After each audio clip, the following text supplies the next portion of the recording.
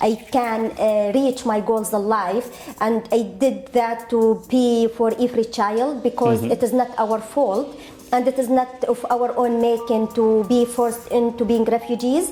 And I didn't work, I didn't make the war, and I didn't want to suffer. So I deserve to get my rights, and every child does deserve that. When we share ideas, when we have one unified intention towards providing education, especially for children who are suffering, then we can really make our dreams come true. However, if I will be working alone, you are working alone, then we definitely cannot make the impact that we want to see. Once I know there are many people are suffering around the world, I feel so shameful to be sad about silly things. So thank you very much for coming, Muzoon. We were really happy to have you yesterday on our first Mundo Cero talks. Thank you so much. The honor is mine, and muchas gracias. I'm so happy I'm making a step in terms of learning Spanish. Maybe next time. And I really enjoyed the theme. All the important things have been said, and thank you for the great job you do. Thanks to you. Thank you. So I wanted to start by, do you remember when you were a kid how the civil war started in Syria? Do you have any memories of that? I remember everything in details. Now I'm so glad to mention this while Syria is making a positive step towards the future. Yeah. Now we are in the reconstructing and rebuilding process, which is something gives me hope. And I'm looking forward to go back. However, it comes that time I was talking about what was happening in Syria with so much sadness and with so much pain, because I haven't been to Syria since I left in 2013 with my family. Definitely when the conflict started, it impacted all of us, not only my family but every Syrian, and millions of Syrians were forced to flee their homelands and to find a future in other countries. And it wasn't easy, because during the war it was so much going on. We didn't feel safe to go to school. My dad, for example, didn't feel safe to go to his job. We didn't get the necessities. Most of the time they are missing or too expensive to get. And even while we are living in our house, at any moment bombings could happen, fighting around us. So it wasn't safe at all levels, which did force me and my family to take the hard decision and to leave everything behind. And what did you take with you? I took my school books, which was really surprising to my dad and to my family, and also now to everyone, because I was in grade 9 at the school, and it was such an important year in terms of the academic education in Syria, because in that year we sat for national exams, and I was studying really hard despite the war and despite the disruption of education during the conflict. However, when my family decided to flee, I felt so sad to leave my education, and I couldn't finish my exams and to finish my school year. So when my dad told us to pack the most important things that we might need on our journey to Jordan, I immediately thought about my school books. Buenas, hacemos una mini pausa para agradecerte tu apoyo. Para nosotros es muy importante que si te gusta lo que hacemos te suscribas a nuestro canal de YouTube para que podamos seguir creando vídeos. Muchas gracias y seguimos con la entrevista. And you ended up in Jordan? Yes. And where did you go in Jordan? Za'atari camp. Now it is such a famous camp, and it has hundreds of thousands of people living there, and it is one of the largest camps, I believe, in the world. And many people, I think now they have so much hopes to go back to Syria. But at the time I was there, of course, the camp, it was an emergency situation kind of. It wasn't the best ideal location to live in it. And definitely we had so many challenges. We didn't have, for example, electricity. There was no internet. it. We had to live in a small tent, getting water. Sometimes you have to go and fill up a bucket to bring it for cleaning purposes. We even going to school, it was like a big tent where you share the classroom with many students, and during the winter or even during the summer, it wasn't a good condition to study because we didn't have so many facilities. Even I remember one of the subjects we had, it was about computing science, and they were teaching us about the computer. However, we didn't have a computer, so it was a bit funny and sad at the same time.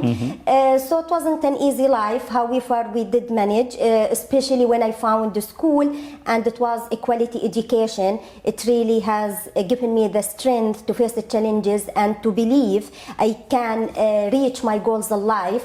And I did that to be for every child, because it is not our fault and it is not of our own making to be forced into being refugees.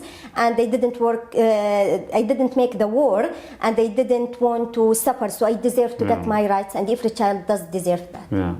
And who supported the education in the refugee camp? Do you remember? Or? Yeah, there were many organizations working in the field. However, UNICEF was one of the key agencies working towards education, and they were not only supporting the academic side but also doing many campaigns to raise awareness about the importance of education. Even myself, in my early years of my activism work as a child at the time, I did join UNICEF in many campaigns. And one of them, it was back to school campaign, which was really impactful, and many children started to come back to education and to classrooms rather than staying in tents or caravans and not continuing their education. So what was exactly the back to school campaign? It was just to go to speak to families about the importance of within education. the refugee camp? Yes, definitely. So it was within the camp borders, because we didn't have so much freedom to travel around. However, it was what needed to speak to families there, and I was going with UNICEF from 10 to 10 to speak with families, with girls and boys, and to tell them how important it is to take any opportunity to learn, either in the camp or in Syria. And many families, they were saying, oh, because it is the camp, we don't want to send our kids to school, and when we go back to Syria, we will be sending our kids to school. But my reply was very simple. We really don't know when we will go back to Syria. And honestly, since then, we didn't go back to Syria. So imagine a child who was maybe year 1 at the school or grade 1 at the school and didn't go within 13 years. This is a disaster. So that's why either a camp or in a stable country, education is a priority no matter what. And the teachers were teachers from Syria that were as well in the refugee camp, or you had? In Jordan, we were studying the Jordanian curriculum. So we had Jordanian teachers who are specialized in the Jordanian curriculum. However, alongside them, there were some Syrian teachers too who were supporting sometimes and assisting with the educational process. And when did you leave Jordan? I left in November 2015 and resettled in the United Kingdom, and I'm living there since then. And how was the experience to reach United Kingdom? Was it easy, difficult? What kind of life you had on the first half a year or a year when you came in? It was hard to answer because I was so happy to go to the UK. I really wanted to study there, and I heard so many things about Newcastle. And of course, we know Newcastle because of the football team, Newcastle United. And I was so excited to see the city. However, because it is a new country, a different lifestyle, definitely also a language barrier and a new life for us to start from scratch again in the UK. Of course, it wasn't easy, so it took a while for us to integrate basically and to start our new life there. And now, to be honest, I consider Newcastle as my second home, and I do love the city. I love how friendly and welcoming everyone is there. Is your family thinking about going back to Syria or not?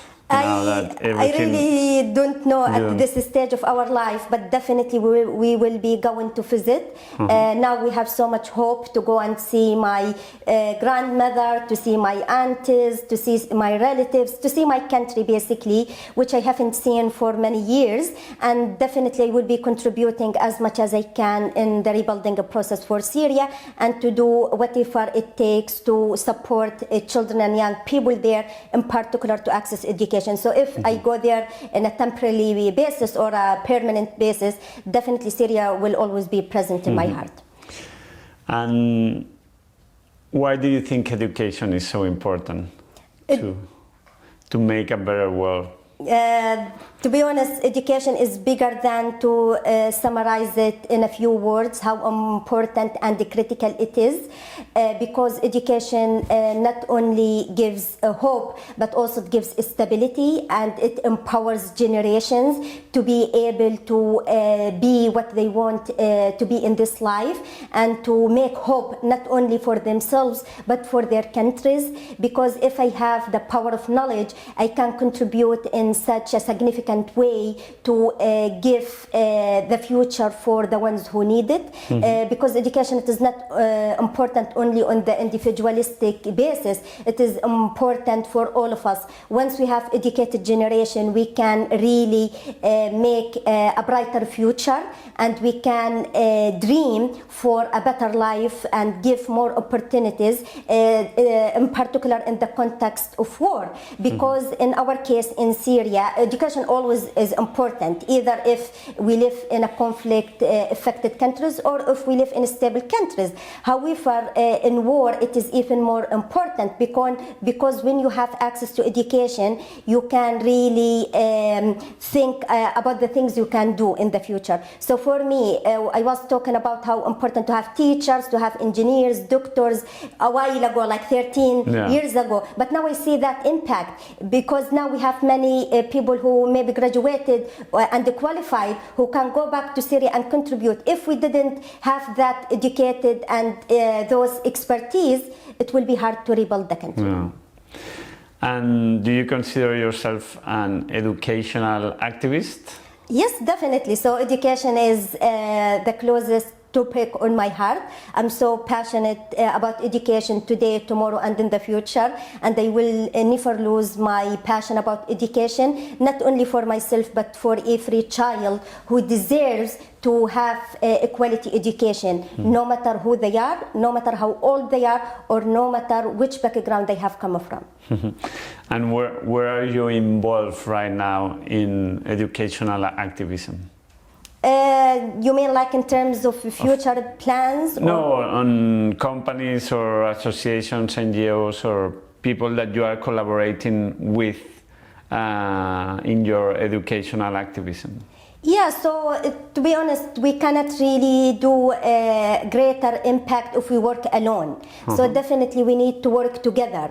That's why we are here in events like yours, to bring all our ideas together and to work collectively, because when we share ideas, when we have one unified intention towards providing education, especially for children who are suffering, then we can really make our dreams come true. However, if I will be working alone, you are working alone, then we definitely cannot make the impact that we want to see. And to be honest, when it comes to education, we have so many challenges. Whenever we go, whenever there is a crisis, education is the first impacted aspect, and also children. So that's why I focus fully on education and the children, because I know they suffer the most from conflicts. It is not from their own making, and they pay the highest price. So every child deserves to be protected, to be safe, to live in peace, and that's the basics. Definitely we are not providing a privilege for those children. It is not a gift. I go and give it to a child who's, for example, in Mali, or who is in Syria, or even in Spain. That's a basic right for every human being, and in particular for children. So we must have a responsibility, and we have decisive actions to resolve any challenge. It could prevent any child to be deprived from from education, because definitely we need those voices to be heard and those challenges to be resolved. And countries and the international community, they must have a strong will and a true will to resolve those problems. Definitely we need to stop conflicts and make influence on the countries who are making those conflicts to make sure we invest more in education and to protect children wherever they are, because unfortunately the rights of children have been violated on a daily basis, and we must never accept that reality.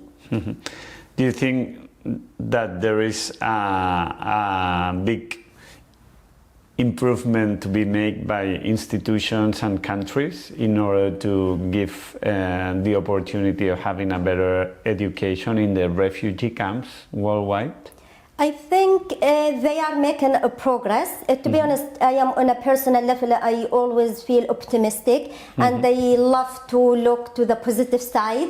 However, we sometimes resolve a problem and another problem arises. Unfortunately, when it comes to the refugee crisis, it didn't come from nowhere. All the refugees who were forced to flee their homelands, it is because they had tough circumstances, and no one flees their homeland unless they are in need to do so. So once we create more conflicts and we support those conflicts, unfortunately we will have more problems and we will have more refugees and we will have more need to invest in education and to make more educational establishments and to make qualified teachers and to work on that field. So yes, we make a progress, however we are still having more problems coming up, and we need to stop the root causes to be able to resolve the main challenges we face for education. I have three last questions that I normally ask the people that I interview. You can answer them longer, shorter, or not answer, but I always do the same ones. What would you like to be when you are older? Or an old person? Sometimes I say maybe I will be a prime minister, so That's good. I really don't know, either in the UK or Syria now, because now we have so much hope in the new Syria. And what does happiness mean for you? Happiness, I think, to be satisfied in what you have in this life, to be grateful, and no matter what happens in your life, to thank God, because sometimes you are so fortunate and we take so many things for granted. Once I know there are many people are suffering around the world, I feel so shameful to be sad about silly things. And what do you think there is after death? After death? Yes. Yeah, so as a Muslim, definitely I believe in the day of judgment. I believe it will, when we meet God, definitely either we go to heaven or fire that's based, or hellfire, as they say, based on our deeds in this life. So thank you very much. Thank you. Best of luck with your educational activism. I think it's really needed, especially for, as you say, for kids that it's not their fault that wars are happening all around the world. Thank you, and thanks for everything you do too. Thanks. Thanks. Okay, thank you very much.